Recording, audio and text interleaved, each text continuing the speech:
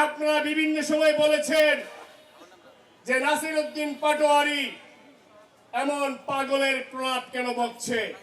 এই নাসির উদ্দিন পাটোয়ারি যে বক্তব্য দিচ্ছে এটি জামাতে ইসলামের প্রেসক্রিপশনের বক্তব্য দিচ্ছে। ঠিক যেমনি ভাবে উসমান হাদি এই ধরনের বক্তব্য দিয়ে সে মিডিয়ায় ভাইরাল হয়েছিল, দেশের মানুষের সামনে পরিচিতি লাভ করেছিল, কিন্তু আমরা কি দেখলাম? উসমান হাদির নির্মম যে তাকে হত্যা করা হয়েছে, আমরা এই হত্যাকাণ্ডকে সমর্থন করি না, কিন্তু আমরা উসমান হাদির যে ধরনের অশ্লীল বক্তব্য সোশ্যাল মিডিয়ায় এসেছিল আমরা কিন্তু সেটি দৃঢ়ভাবে প্রত্যাখ্যান করি।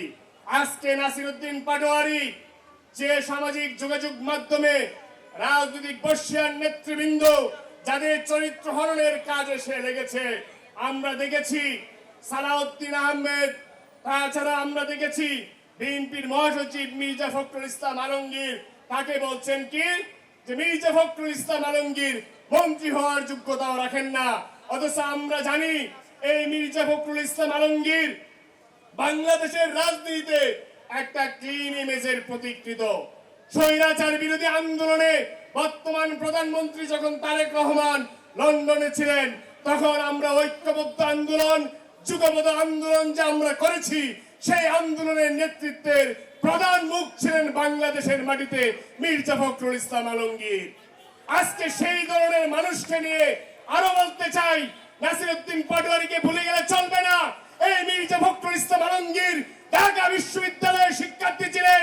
এই মির্জা ফখরুল ইসলাম আলমগীর প্রশাসন ক্যাডারে একজন কর্মরত ছিলেন, তিনি শিক্ষা ক্যাডারে ছিলেন, বিসিএস ক্যাডার। আর তাকে নিয়ে যেভাবে সোশ্যাল মিডিয়ায় উলঙ্গভাবে বক্তব্য দেওয়া হচ্ছে, এটি কখনোই সুস্থ রাজনীতির জন্য কাম্য নয়। এদেশের মানুষ জানে কারা এই দেশ পরিচালিত করতে পারবে, সেই জন্যই মানুষ তারা তাদের সিদ্ধান্ত নিয়েছে।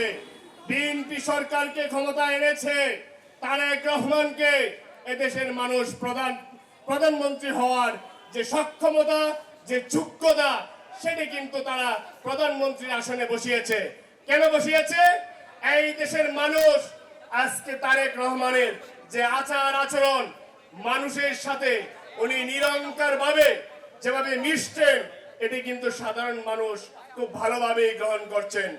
স্কুল কলেজের শিক্ষার্থীরা তারেক রহমান যেখানে বক্তব্য করছেন, যে অনুষ্ঠানেই যাচ্ছেন, শিক্ষার্থীরা সেখানে আসছে, প্রধানমন্ত্রীর সাথে তারা হ্যান্ডশেক করছে, এবং দেশের প্রত্যেকটি মানুষ বর্তমান সরকারের উপর সন্তুষ্ট। কিন্তু একদল কি বলছে? যারা ভোটের মাঠে পরাজিত হয়েছে, যারা ৭১ সালের পরাজিত শক্তি, তারা বলছে এই সরকার ব্যর্থ। এখন আমি যদি এই কথা বলি, আমাকে বলা হবে বিএনপির দালাল। আরে ভাই, দীর্ঘ ৩০ বছর এই জামাতে ইসলামী এই বিএনপির ছায়াতলে থেকে গুপ্তভাবে বাংলাদেশে রাজনীতি করেছে। বিএনপি যদি এই জামাতে ইসলামকে তার জুড়ে আশ্রয় না দিত, এই জামাতে ইসলাম কিন্তু বাংলাদেশে রাজনীতি করার সুযোগ পেত না।